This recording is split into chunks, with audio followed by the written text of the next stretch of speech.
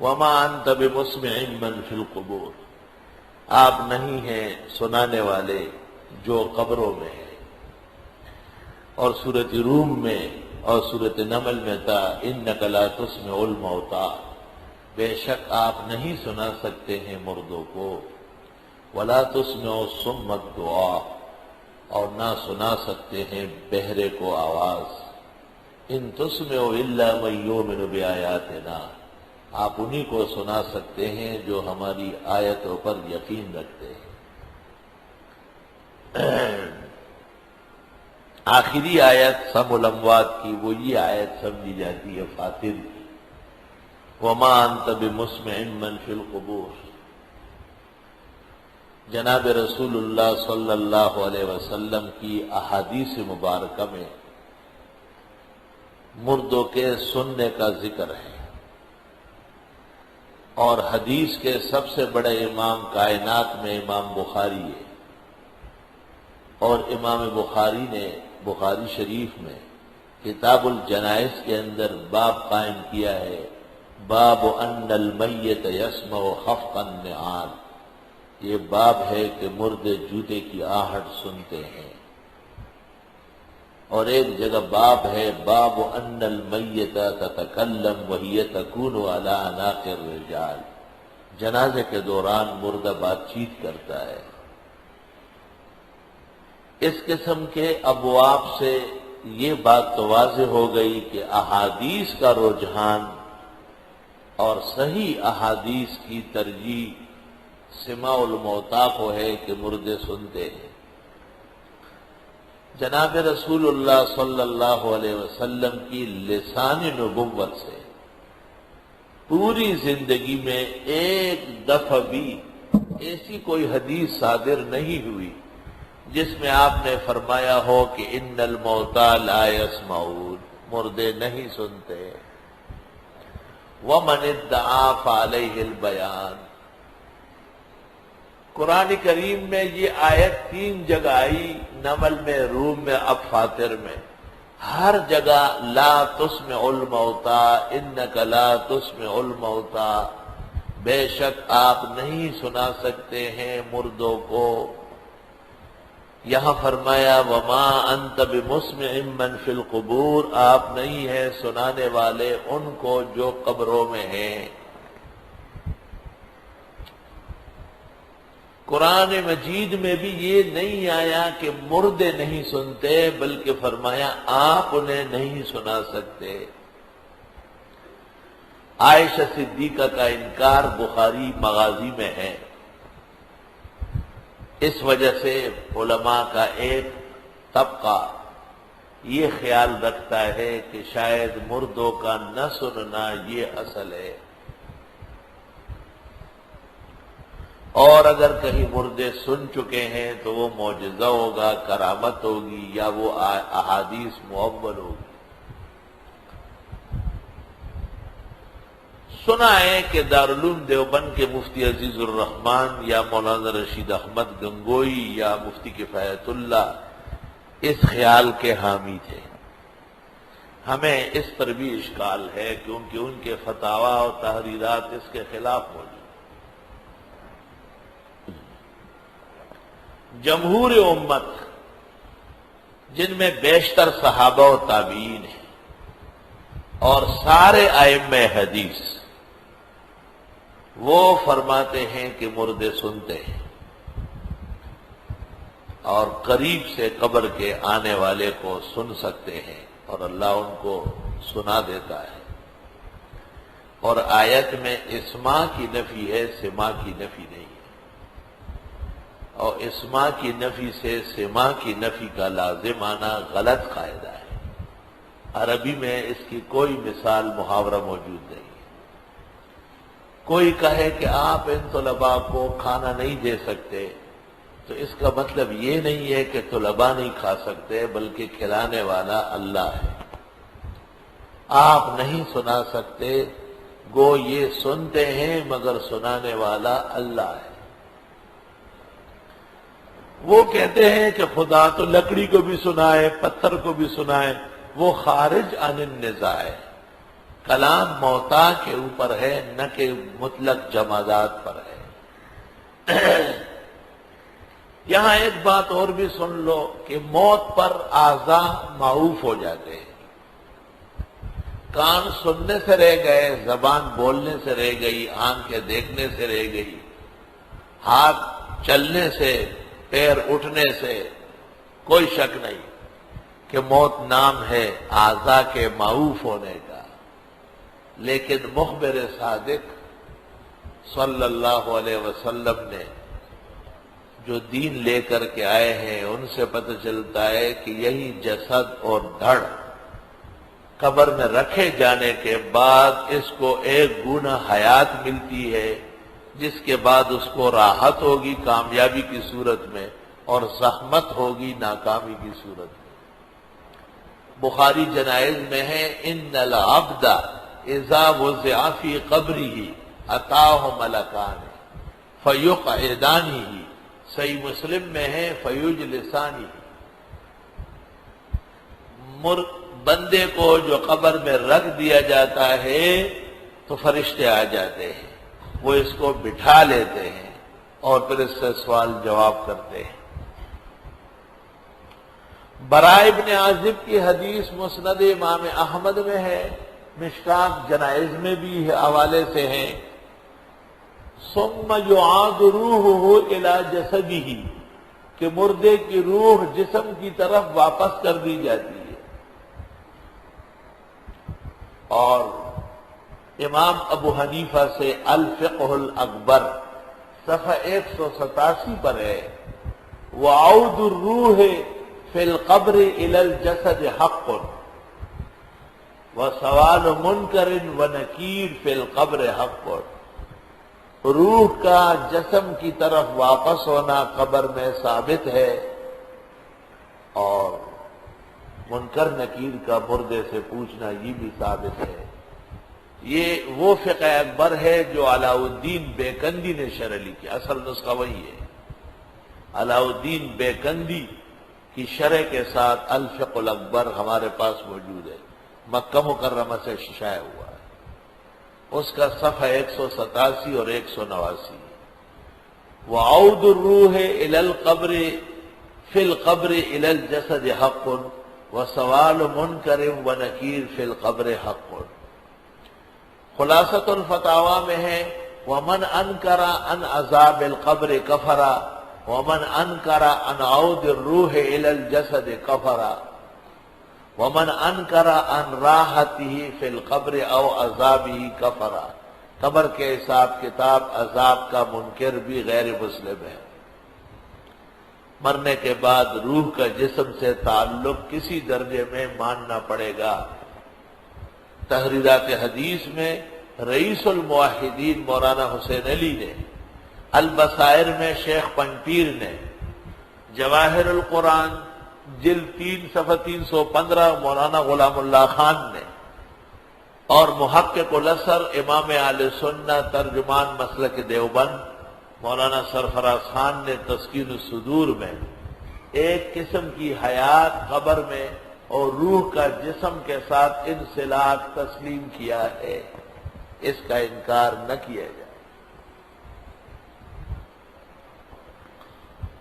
بخاری شریف میں اس طرح ثابت ہے کہ ایک اسرائیلی نے جہالت کی وجہ سے وصیت کی بیٹوں کو، میں تمہارا کیسا باپ تھا، بڑا اچھا، میرے مرنے کے بعد میرے جسم کو جلا دو، پھر اس کو پسا لو، پھر اس کا راکھ خشکی میں اور تیز ہوا میں منتشر کرو۔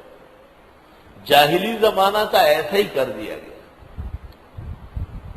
اللہ تعالیٰ نے ہوا کو حکم دیا ذرات روکو، زمین کو کہا پکڑو آدمی کو، حشاش بشاش آدمی رب کے سامنے کھڑا ہو گئے۔ بخاری کے الفاظ میں ہے کہ اللہ تعالیٰ نے اس سے پوچھا ماذا صنعت یا عبدی، یہ تم نے کیا کیا؟ قال من مخافتک یا رب، تا آپ سے ڈر لگتا تھا۔ قال فغفر له، اللہ نے مغفرت فرما دی۔ یہاں سوال سے پہلے جسم کے ذرات کو اکٹھے کیا گیا اور اس میں روح ڈالی گئی، تب سوال ہوا۔ تو صرف روح سے سوال ہے جسد متاثر ہے، یا جسد سے سوال ہے روح متاثر ہے، دونوں کمزور نظریے ہیں۔ روح اور جسم دونوں سے سوال جواب۔ اصح فی الباب احادیث موجود۔ روح اور جسم کا تعلق اصل حیات الانبیاء ہے، اس پر ایمان ضروری ہے۔ اگر کوئی شخص اس کا عقیدہ نہ رکھے تو شیخ الاسلام ابن تیمیہ نے فتاوی جلد 4 187 پر کہا ہے فَهَؤُلَاءِ كُفَّارٌ بِإِجْمَاعِ الْمُسْلِمِينَ۔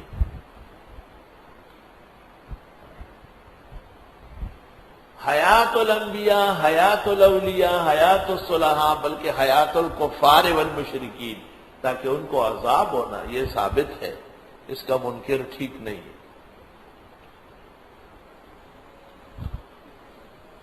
اب مسئلہ یہ کہ موت پر اعضاء معوف ہو گئے، قبر میں بندہ رکھے جانے کے بعد اس کو پھر زندگی دی جاتی ہے، اور وہ سوال جواب منکر نکیر میں رہتا ہے۔ اور بخاری شریف میں پیغمبر فرماتے ہیں جس وقت لوگ اس سے واپس مڑتے ہیں وہ لوگوں کے جوتوں کی آہٹ سنتا ہے۔ اور بخاری میں یہ حدیث ہوئی ہے کہ جنازے کے ساتھ ساتھ مردہ کہتا ہے اگر میں اچھا ہوں تو مجھے جلدی لے جاؤ، اور اگر برا ہوں تو کیوں آپس میں روکتے ہو۔ اس پر بخاری نے باب قائم کیا، باب کلام الموتى۔ یہاں ایک بات یاد رکھے کہ بعض بزرگوں نے کہا ہے کہ مرنے کے بعد جہاں جسد ہے وہ قبر ہے۔ اس کا مطلب قبر کا انکار نہیں تھا، قبر کو عام کرنا تھا۔ قبر کا ایک مفہوم حقیقی ہے، اس کو کہتے ہیں الحفرہ فی الارض، کھڈا کھود کے مردہ رکھنا، یہ حقیقی ہے۔ اور ایک یہ کہ کہیں ڈوب گیا، شیر کھا گیا، جھلس گیا، راک ذرات ہو گیا، اس وقت کہتے ہیں قبرہ اینما کان جسدہ بعد من تزاروہ، روح نکلنے کے بعد جہاں بھی اس کا جسم ہو وہ اس کی خبر ہے۔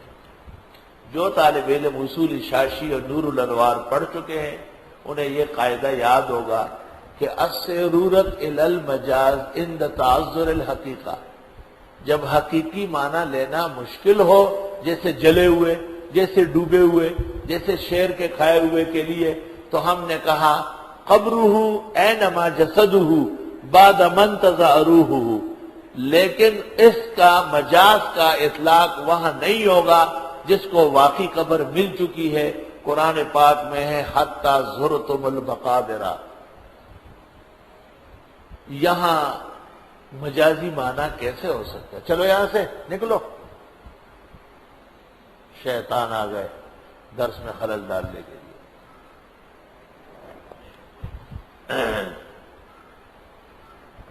اور قرآن پاک کہتا ہے وَإِذَا الْقُبُورُ بُعْثِرَتْ، قبریں ادھیڑ دی جائے گی۔ یہاں قبر سے مراد قبریں ہیں، اور قرآن کہتے ہیں فَأَقْبَرَهْ، قبر میں رکھ دیا، فَأَقْبَرَهْ سورۃ عبسہ میں۔ یہ بات سمجھ گئے کہ وہ عموم کرنا وہ مجاز کے لیے تھا ضرورتاً، اور جب ضرورت نہ ہو تو مجاز کی طرف جانا جرم ہے، اس لیے حقیقی قبر کا انکار کرنا ٹھیک نہیں ہے۔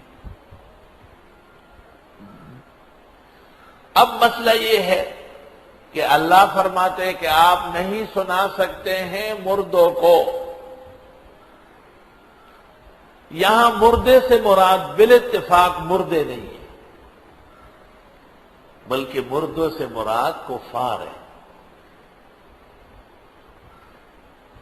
تو کفار مشبہ ہے اور موتا مشبہ بھی ہے، اور وجہ تشبیہ عدم سماع ہے یا عدم انتفاع۔ یہ بات عبد القاہر جرجانی نے اعجاز القرآن میں، تفتزانی نے مختصر المعانی میں، سکاکی نے تلخیص میں، صاحب رسالہ سمدیہ نے، سب نے تسلیم کیا ہے کہ وجہ تشبیہ مشبہ و مشبہ بھی میں ایک ہوگی، دو نہیں ہو سکتی، کہ آپ ایک جگہ عدم سما لے لیں، دوسری جگہ عدم انتفاع لے، یہ نہیں ہوگا۔ زید کل اسد، وجہ تشبیہ ایک ہے اور وہ ہے وصف شجاعت، ٹھیک ہے۔ حاضل معزو کل جامو سے، یہ بکری بھینس کی طرح ہے، وجہ تشبیہ ہے کثرت حلیب، بعمل ہونا، دودھ زیادہ دیتی ہے۔ دو باتیں نہیں ہو سکتی ہے کہ آپ سینگوں میں تشبیہ دے دے، دم میں تشبیہ دے، یہ نہیں ہوگا، یہ کلام آپ کا محاورے سے ہٹے گا اور قانون سے نکلے گا۔ وجہ تشبیہ ایک ہوگی، دو نہیں ہوگی، طلبہ غور سے سن لے، اور اس پر صاحب فن تفتزانی اور میر سید اور جرجانی، یہ سارا جہان متفق ہے۔ معانی کی کسی کتاب کو بھی آپ اٹھا لیں، تشبیہ کا باب نکالے، وجہ تشبیہ کے دو کا ہونا کسی ایک کے ہاں کبھی بھی قول نہیں ہے، وجہ تشبیہ ہمیشہ ایک ہوگی۔ انک لا تسمع الموتى، بے شک آپ مردوں کو نہیں سنا سکتے ہیں، یا آپ نہیں ہیں سنانے والے ان کو جو قبروں میں ہے۔ اگر ہم مانتے ہیں پہلی بات کہ وجہ تشبیہ عدم سماع ہے، یعنی نہ سننا، ٹھیک بات ہے، تو دونوں میں ماننا پڑے گا کہ کن میں مشبہ ہے کفار، وہ نہیں سنتے، اور مشبہ بھی ہے مردے، مردوں کے ساتھ تشبیہ دی گئی کفار کو، تو کفار مشبہ ہے اور موتا مشبہ بھی ہے۔ تو اگر کفار سنتے ہی نہیں تو مکلف کہاں ہوئے؟ یہ تو بالکل باطل توجیہ ہے کہ آپ کہیں کہ کفار سنتے ہی نہیں تھے، تو یہ عدم سماع تو قطعاً وجہ تشبیہ بننے کی لائق نہیں ہے۔ اب دوسری طرف آتے ہیں، وجہ تشبیہ عدم انتفاع، سننا لیکن فائدہ نہ اٹھانا، یہ بن سکتی ہے۔ کفار سن رہے تھے، مکلف تھے، عمل نہیں کر رہے تھے، فائدہ نہیں اٹھا رہے تھے۔ مردے اب قبروں میں سن رہے ہیں لیکن اب دنیا میں آ کے عمل نہیں کر سکتے، تو وجہ تشبیہ ایک ہوگی، دو نہیں ہو سکتی، فن کے نے کبھی بھی اجازت نہیں دی۔ اور اگر عدم سماع وجہ تشبیہ مان لی جائے تو پھر یہ اطلاق کفار پر صحیح نہیں ہوگا، آیت کا فوائد خراب ہو جائیں گے۔ لہذا عدم تشبیہ یہاں پر وجہ تشبیہ عدم انتفاع ہے، نہ کہ عدم سماع ہے، اور عدم انتفاع جب وجہ تشبیہ بن گئی تو بات بالکل سدھر گئی کہ یہ کفار سنتے ہیں مانتے نہیں، جیسے مردے سنتے ہیں لیکن اب آ کر کے عمل نہیں کر سکتے، جہان ختم ہو چکا ہے عمل کا۔ اذا مات ابن آدم انقطع عملہ الا عن ثلاث۔ ابن جریر نے اپنی تفسیر میں عدم انتفاع تسلیم کیا ہے، صاحب قرطبی نے عدم انتفاع تسلیم کیا ہے، آلوسی نے عدم انتفاع تسلیم کیا ہے، فخر رازی نے عدم انتفاع تسلیم کیا ہے، تمام وہ اکابر، ابو حیان اندلسی نے البحر المحیط میں، خطیب شیربینی نے السراج المنیر میں، اسماعیل حق کی بروسی متصوفہ میں سے ہے، اس نے بھی تسلیم کیا کہ وجہ تشبیہ عدم سماع نہیں ہے، عدم انتفاع ہے۔ جب وجہ تشبیہ عدم انتفاع ہے تو دونوں پر آیت منطبق ہے، انک لا تسمع الموتى، بے شک آپ مردوں کو نہیں سنا سکتے۔ مردوں سے مراد اس جگہ کفار ہے، مطلب یہ کہ یہ کافر سنتے ہیں لیکن ایمان نہیں لاتے، جیسے کہ قبروں والے سنتے ہیں اس کے باوجود اب وہ نماز روزہ زکوٰۃ نہیں کر سکتے، تو عدم سماع کسی طرح نہیں بنے گی، اور وجہ تشبیہ عدم انتفاع بنے گی، اور عدم انتفاع کے قائلین اکثر امت ہے۔ اس لیے درست اور صحیح بات یہ ہے کہ حدود میں قبر کے قریب میں سلام کلام مردہ سن سکتا ہے، آیات اور احادیث اس کا انکار نہیں کرتے۔ ان للمتقین مفازا حدائق واعنابا